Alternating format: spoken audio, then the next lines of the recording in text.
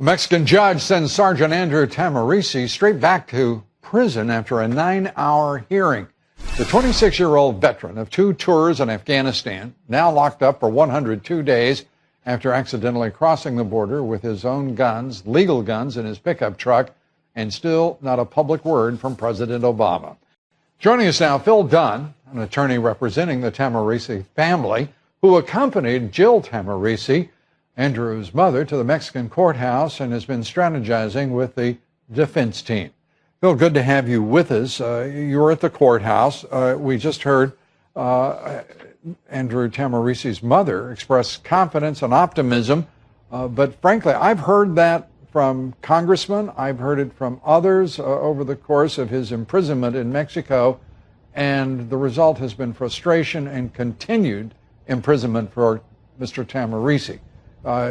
Is it going to be different this time?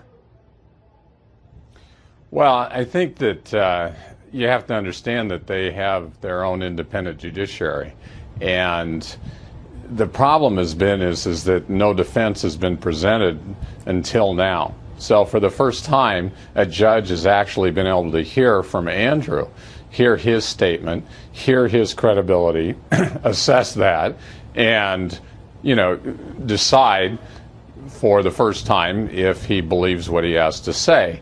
And the interesting thing about the judicial system in Mexico is that the case is heard in sections.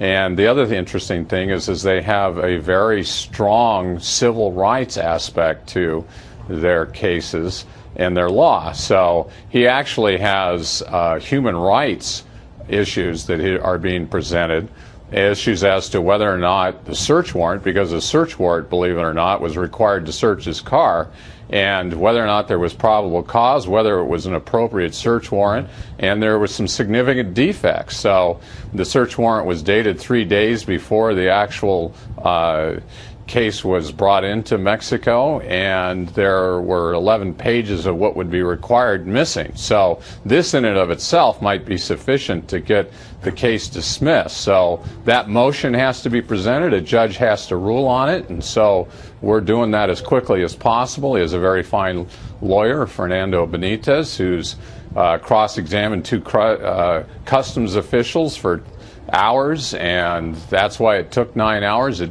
took till 8:30 at night. The judge was there the whole time. He's personally present, and he's taken a good hard look at it. So I think that over the course of the next 2-3 months, or maybe less, with a motion that can be brought, we're going to see justice in this case.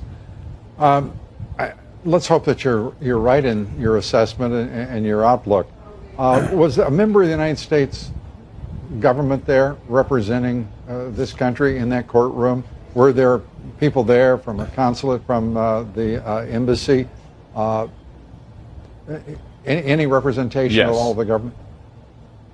Yes, Michael Vesey of the Consulate General's office was there. He's been supportive throughout. We've met with him several times. And, he has a lot of experience because he regularly meets with American citizens who have been arrested in Mexico in various locations. And he kept copious notes about everything. So he's there, he's supportive. There's limitations as to what he can really do, but he makes it clear that there's a diplomatic effort underway, and it's frustrating at times that you can't get any real specifics as to what that means. He speaks in diplomatic language. Can we be straightforward about this? I mean, the Mexican judicial system is many things, but one of the things of which it is often accused is of outright corruption.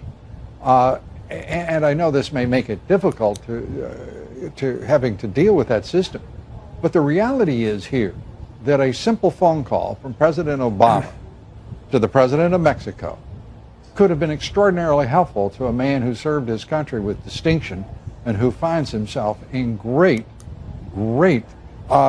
jeopardy in the Mexican prison system. Why do you suppose that hasn't been done? Well, I don't know that it hasn't been done. I know that the Secretary of State of both nations have met face to face on this particular issue, but you know, the local law enforcement in Mexico, you bet, has lots of problems. The police officers don't get paid anything, and there's a lot of corruption. But that really is not true for their judiciary. This judge makes $200,000 U.S. a year. That's more than a judge in the United States makes. And that is done because they don't want corruption in their judicial system. And it is an independent judiciary. And they are appointed by different presidents like ours and have come from different political parties. So I the know, influence Phil, of that a politician. In expanding the perspective, you don't mean to suggest, I assume, you don't mean to suggest in any way that there is an analog between the U.S. judicial system and that of Mexico.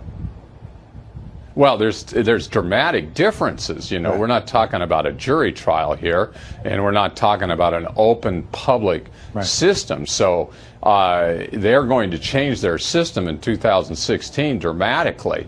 But, you know, it's archaic by our standards. On the other hand, their civil rights, their human rights, and their signing off to the human rights treaties that the United States doesn't participate in, the constitutional rights in terms of a search warrant at the border and so forth are much more protective of an American citizen than a Mexican citizen would be given in this country. So it's a different Phil, system. I have to tell you, I'm shocked to hear you say that, and we will take it up in some detail, as you might guess.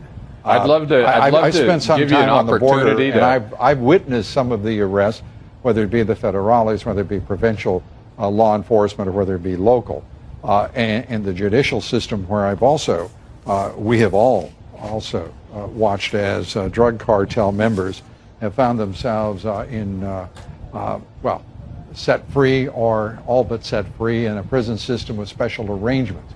I don't think we should be ignoring the reality of what we are contending with here and the dangers. Okay, but those cases have to do with civil rights violations. Yes. Okay. Well, but there's no abstraction here, that's Phil. one of the We're reasons talking about why a sergeant, a former sergeant of the United States Marine Corps, who is in great danger, and a commander-in-chief who has not taken a public step to help him. Mm-hmm. I hope that Benitez, here's what I want I hope you, the attorney, if I may. You and people who have your position to understand. If I could just say this, please, let me say this. If you can do it quickly. This is my client, and he's in front of a judge who's going to decide his fate in the Mexican judicial system. And it's really important to respect that. And on his behalf, what we're asking is that we respect that judge and his decision making, because that ultimately is the man who is going to decide Andrew's future. And that is his lawyers what I care about, and that's the message that I'm sending out. And what I care about is our audience getting the straight up truth about what we're contending with here and the actions of our government to this point, and actions that have utterly failed to be of any help to a U.S. citizen who has served with distinction in the United States Marine Corps. And I don't care who is offended by that reality, frankly. That is the fact and the truth. The truth, we hope, will set Sergeant Tahmooressi free. Bill Dunn, thanks for being with us. We appreciate it. All right, thank you.